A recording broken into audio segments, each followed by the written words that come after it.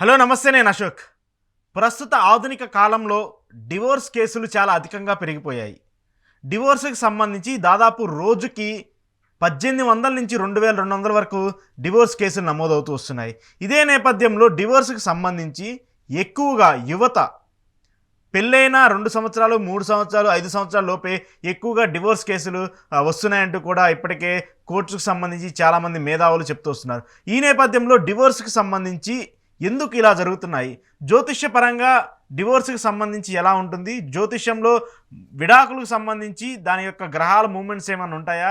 విడాకులు తీసుకోవడానికి, ఒక మ్యారేజ్ కలవడానికి ఎలా అయితే ముహూర్తాలని జ్యోతిష్యులు కానివ్వండి, పండితులు కానివ్వండి పెడుతూ ఉంటారో, దానికి సంబంధించి డివోర్స్‌కి కూడా ఏమన్నా అనుగుణంగా కొన్ని శక్తులు, అలాగే రాశి ఫలాలు అలాంటివి ఏమన్నా ఉంటాయనేది కూడా ఈరోజు డిస్కస్ చేద్దాం. మనతో పాటు ఉన్నారు ఇప్పుడు ప్రముఖ జ్యోతిష్యులు జీవీఎల్ఎన్ చార్యులు గారు. సార్ నమస్తే. సార్ డివోర్స్‌కి సంబంధించి చాలామంది ఇబ్బంది పడుతున్న సిచ్యువేషన్. ఎందుకంటే పెళ్ళి అనగానే ఒక నూరేళ్ల పంటలాగా అందరూ భావిస్తూ వస్తుంటారు. కానీ గత కొంతకాలంగా ఈ ఆధునిక కాలం వచ్చిన తర్వాత డివోర్స్ కేసులు విపరీతంగా పెరిగాయి. రోజుకి కొన్ని వందల నుంచి, పదుల నుంచి వేలలకు వెళ్ళిన సిచ్యువేషన్ కనబడుతుంది. ఎందుకు ఇలా జరుగుతుంది? దీనికి ఏమన్నా గ్రహాల మూమెంట్స్ లేదంటే ఆ ప్లానెటరీస్ మీరు ఏదో చెప్తూ ఉంటారు కదా, సో వాటికి వీటికి ఏమైనా సంబంధం ఉంటుందా? శ్రీ గురుభ్యో నమః. ఓం నమో నారాయణి. వివాహం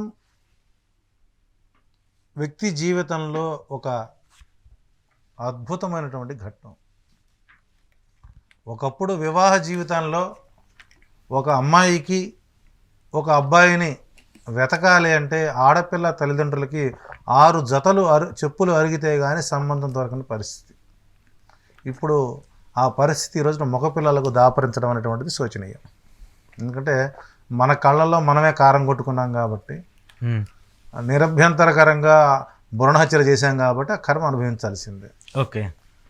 సెకండ్ వన్ వచ్చేసరికి జ్యోతిష శాస్త్రంలో లగ్న, ద్వితీయ, సప్తమ, అష్టమ స్థానాలు వైవాహిక జీవితాలపై ప్రభావం చూపుతుంది.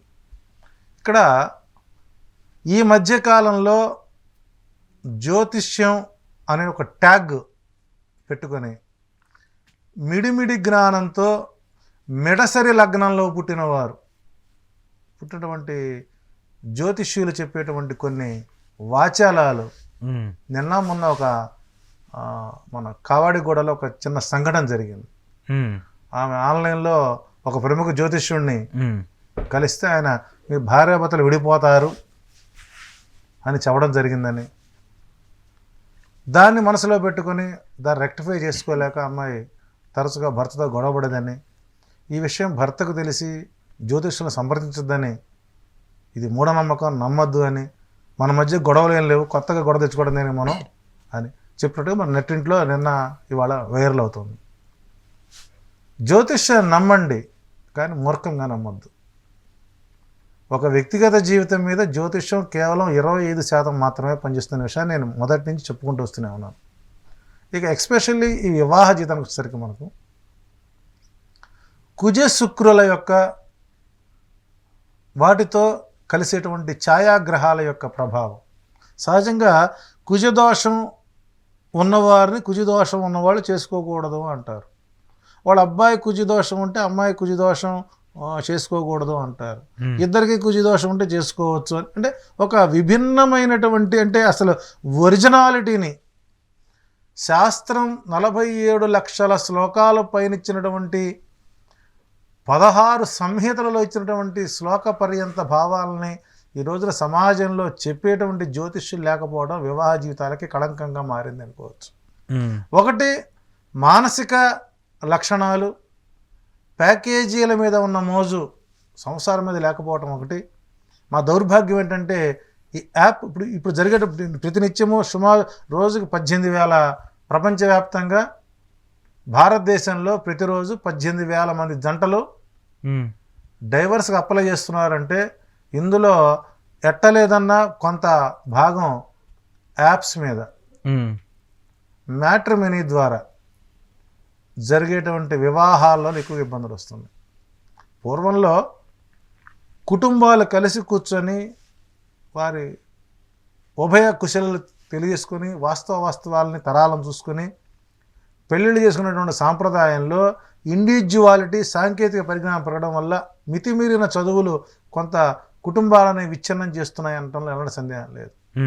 ఇక్కడ ఈ మ్యాట్రిమనీలో వాళ్ళు చూపేటువంటి వివాహాల్లో వాళ్ళు చూసే కంపాటబిలిటీ 36 మార్కులు వస్తే పాస్ అవుతారు కాబట్టి 36 మార్కుల పేపర్కి 50% 18 మార్కులు వచ్చినా సరే వాళ్ళు పెళ్లి చేసుకోవచ్చని చూపించడం అంటే ఇక్కడ కంపాటబిలిటీ అనేటువంటిది ప్రామాణికం కాదు. వ్యక్తిగత జాతకంలో ఉండేటువంటి గ్రహస్థితులు, ఇప్పుడు స్త్రీకి కుజదోషం ఉండొచ్చు, మగవాడికి శుక్రదోషం చూస్తాం, అంటే కుటుంబ స్థానం చూస్తాం. ఒక మగవాడికి ఆయుర్దాయ స్థానం సప్తమ స్థానమే, కుటుంబ స్థానమే ఆయుర్దాయ స్థానం కూడా. అందులో ఉండే గ్రహస్థితులు అసలు కొంతమందికి పెళ్ళిళ్ళు కాక అవస్థపడతారు, కొంతమంది ఏమో పెళ్ళి విడిపోతూ ఉంటారు, కొంతమందికి వద్దన్నా పెళ్ళిళ్ళు జరిగిపోతూనే ఉంటాయి. సో కాబట్టి వీటన్నిటిని మనం చూసినప్పుడు లగ్న, ద్వితీయ, సప్తమ, అష్టమ స్థానాల్లో కుజ శుక్రులు కానీ, శని రాహులు కానీ, కుజకేతువులు కానీ, శుక్రకేతువులు కానీ కాంబినేషన్ ఉన్నటువంటి జంట ఎక్కడైతే ఉంటుందో వారికి సరైనటువంటి ఒక అవగాహన కలిగించి ఉభయలో చెప్పింది పూర్తి స్థాయిలో విని వారి సమస్యను పరిష్కరించేటువంటి పెద్దలు లేకపోవడం ప్రధాన వివాహ జీవ వ్యవస్థలో ప్రధాన కారణం అవుతుంది. రెండోది, మగపిల్లవాడికి ఈ రోజుల్లో పెళ్లి కావటం లేదు కాబట్టి వయసు పెద్దదైనా దొరికిన అమ్మాయి కోసం కాస్త డేట్ ఆఫ్ బర్త్లు మార్చి తక్కువ వయసు చూపించుకొని పెళ్లి చేసుకునేటువంటి శాతం ఎక్కువైంది.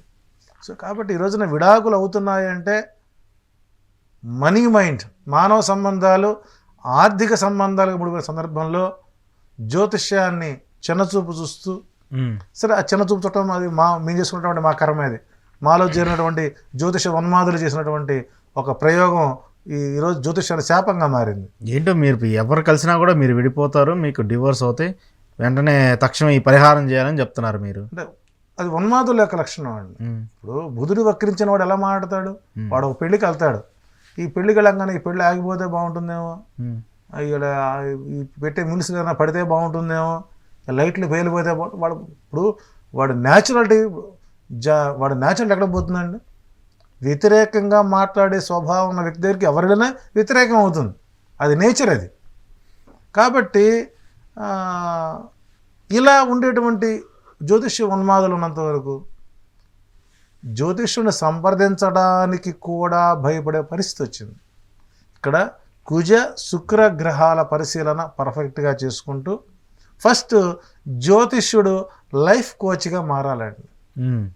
ఎందుకంటే వారి దగ్గరికి కంపాటబిలిటీకి జాతకాలకు వచ్చిన వారికి విమర్శ చెప్పాలి. అమ్మ ఈ అమ్మాయిని చేసుకుంటే ఇబ్బందులు వస్తాయి, ఈ అబ్బాయి చేసుకుంటే ఇబ్బందులు వస్తాయి, వీరి వల్ల ఈ అమ్మాయి యాటిట్యూడ్ ఇలా ఉంటుంది, ఈ అమ్మాయి యొక్క పర్సనాలిటీ ఎలా ఉంటుంది, ఈ అబ్బాయి ఇలా ఉంటాడు, ఈ రెండు ప్రకారం వాళ్ళ కుటుంబాలు ఎలా ఉంటాయి అని ఒక అరగంట సేపు వాళ్ళకి లైఫ్ కోచ్ కనుక ఇవ్వకపోతే రాబోయే రోజుల్లో మగవాడికి కానీ స్త్రీకి కానీ ఇక వివాహము అంటే అదేదో అప్పట్లో జరిగేదట, ఒక తంతు కార్యక్రమం జరిగేదట, ఏదో సూత్రాలు కట్టేవాళ్ళట అని రాబోయే రోజుల్లో వివాహ జీవితంపై కాస్త విమర్శలు చేసుకోవాల్సిన పరిస్థితి ఏర్పడుతుంది.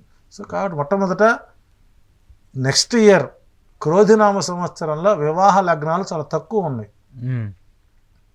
ఇక ఆ ఉద్దేశంతో గబగబా ఏదో సంబంధం కుదిరి చేసేద్దాం అనేటువంటి తొందరపాటు చర్య కూడా వివాహ వైఫల్యాలకి కారణమవుతుంది. రెండోది, విదేశాలకు వెళ్ళాలంటే మోజులో ఎవడో ఒకటి దొరికితే వాడిని చేసుకోవటం, అక్కడికి వెళ్ళాక నీకు భాయ్ నాకు భాయ్ అని చెప్పుకోవడం, అట్లాగే అమెరికా దొరికిన అమ్మాయిని ఆంధ్ర అబ్బాయి పెళ్లి చేసుకుని అక్కడికి వెళ్ళిపోయి అక్కడికి వెళ్ళాక ఎవరు బతులు వాళ్ళు బతకడం, అక్కడ డైవర్స్ తీసుకోవడం. ఇప్పుడు విదేశాల్లో డైవర్స్ తేలిక, ఇక్కడ తొందరగా కాదు, కానీ అక్కడే డైవర్స్ తీసుకోవడం మనం చాలా చూస్తున్నాను నేను. అంటే ఈ మధ్యకాలంలో నాకు ఈ అమెరికన్ ఇచ్చిన కాల్స్, వాళ్ళ ఫ్యామిలీ ఇష్యూస్ వింటున్నప్పుడు ఎందుకు అని ఆలోచించినప్పుడు ఒక చెప్పేటువంటి వ్యక్తులు అవగాహన ప్రక్రియ సరైన విధానంలో జ్యోతిష్యం అందకపోవడం వల్ల, సో ఈ మా ఉన్మాదుల యొక్క చర్యల వలన కూడా కొంత ఇబ్బందికరంగా మారింది. కాబట్టి వివాహం చేసుకోవాలనుకున్న వాళ్ళు మంచి జ్యోతిష్యం సంప్రదించి స్థాన బలము, లగ్న బలాలు చూసుకొని, ఇతను కాకపోతే ఇంకొకడు, ఏమైతే ఇంకో అమ్మాయి దొరుకుతుంది, కంగారు పడద్దు. భగవంతుడు పెళ్లి చేస్తాడు, చేయకుండా మాండు. ఇవాళ కాకపోతే రేపు అవుతుంది.